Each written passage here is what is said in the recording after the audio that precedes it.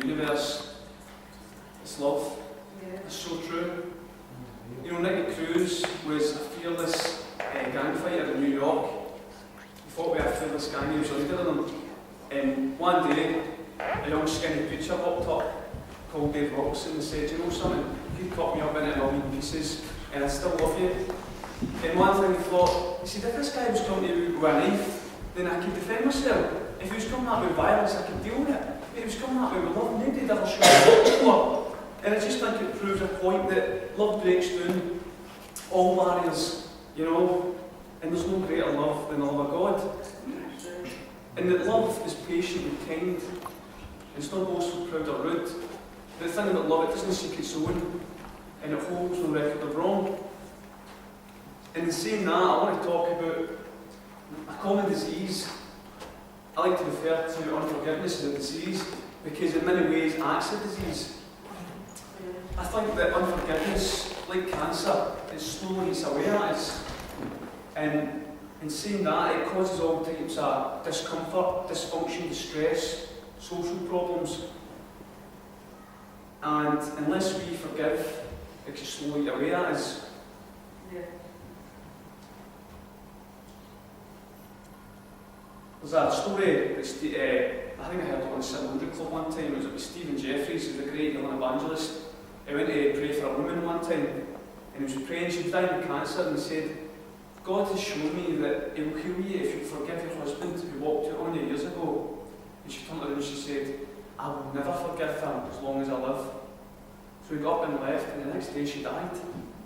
And that's a terrible story, and I think, you know, cancer is a disease that, I don't like extremely, but just to use that as an analogy to demonstrate how cancer replicates the cells and it multiplies into all parts of our body and different organs and things like that. And that's eventually, like we see this woman, it totally consumed her here. You know, totally destroyed her, totally destroyed her soul. To be honest with you, she didn't know how to forgive. She couldn't in her own strength, and it's a shame that she didn't know that God had the power. Now, what did Jesus teach? Well, Peter came to him and said, "Lord, how often should I forgive my brother's sins against me? And how often should I forgive him? Up to 7 times. I thought, is that enough?" Jesus said to him, "I do not say to you up to 7 times, but up to 70 times 7. That's not 480 times, by the way. God is meaning that we should forgive people continually. So, the parable of the unforgiven servant, I just want to touch on this here. As Jesus goes on to say, "Therefore, the kingdom of heaven is like a certain king who wanted to reconcile accounts with his servant. When he begun to reconcile, one was brought to him who owed him 10,000 talents. And I've heard that's about £3 billion. Right? But because he couldn't pay, his Lord commanded him to be sold with his wife, his children, and all that he had, and payment to be made. The servant therefore fell down and wept before him, saying, Lord, have patience with me, and I will repay you all. The Lord of that servant, being moved with compassion, released him and forgave him the debt. But that same servant went out and found one of his fellow servants who owed him about 100 denarii. And I thought, I think that's about £100, I'm not sure, I've heard that before, never looked into it. And he grabbed him and took him by the throat, saying, Pay me what you owe. So his fellow servant fell down at his feet and begged him, saying, Have patience with me, and I will pay you. He would not, but went and cast him into prison until he should pay back that which was due. So when his fellow servants saw what was done, they were exceedingly sorry, and came and told to the Lord all that was done. Then his Lord called him and said to him, You wicked servant, I forgave you all that debt, because you begged me. Shouldn't you also have had mercy on your fellow servant, even as I had mercy on you? His Lord was angry and delivered him to the tormentors until he should pay all that was due to him. And Jesus turns and says, So my heavenly Father will also do to you, if you don't each forgive your brother from your hearts for his misdeeds. You know, salvation's a free gift, friends, it is. But it's not conditional. It's conditioned upon faith in Christ. Salvation is going to cost you if you want to get the most of it.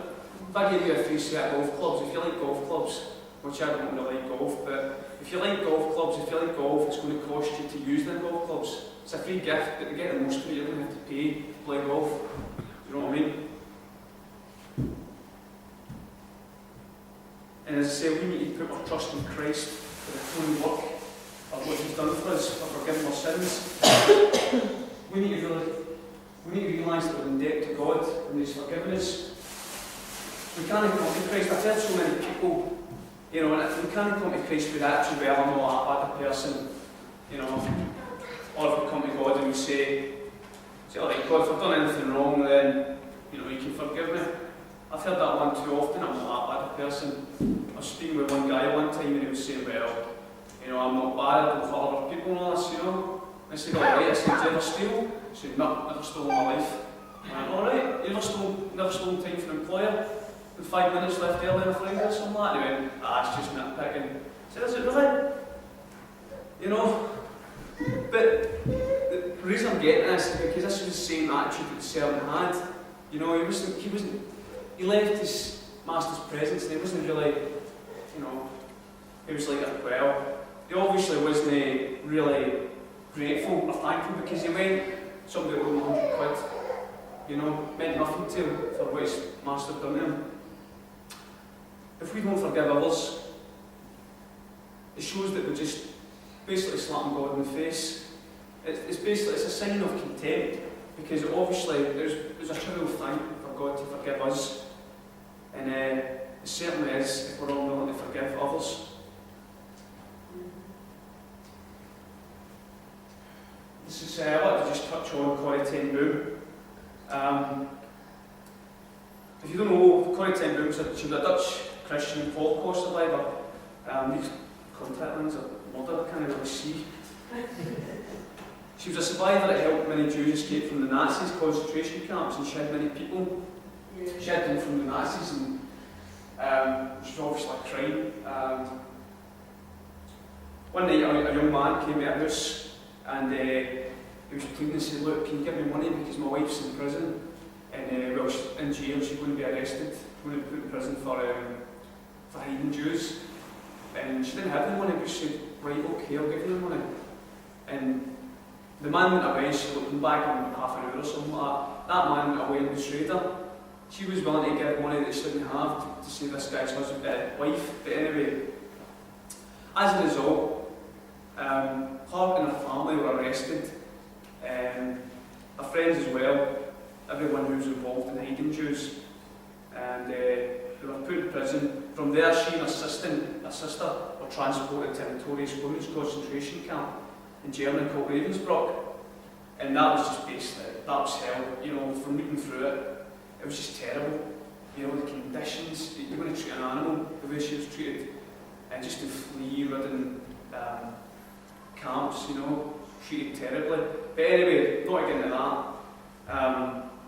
Years later, she was released and all that. God looked after her. She returned to Germany to teach others about God's forgiveness and basically explaining the depths of God's love and God's forgiveness. And one day after a church sermon, a man approached her, an older guy approached her, and she recognised him straight away. He was a prison guard who was in Ravensbrück, one of the most wicked guys that were there. She remembered him, but he didn't remember her. And he went up and said, you know, it was a good sermon and all that. He extended her hand, and she almost was straight away. She couldn't move, she couldn't extend her hand, and said, I used to be a guard in Ravensbrück, and I did a lot of wicked things, but God's forgiven me. I want to hear it from your mouth.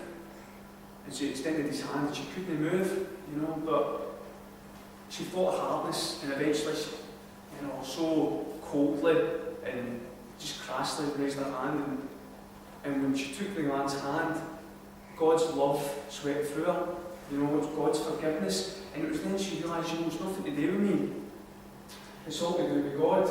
Yeah. You know, and just to share a scripture from Romans 5:5, we feel this warm love everywhere within us because God has given us the Holy Spirit to fill our hearts with His love.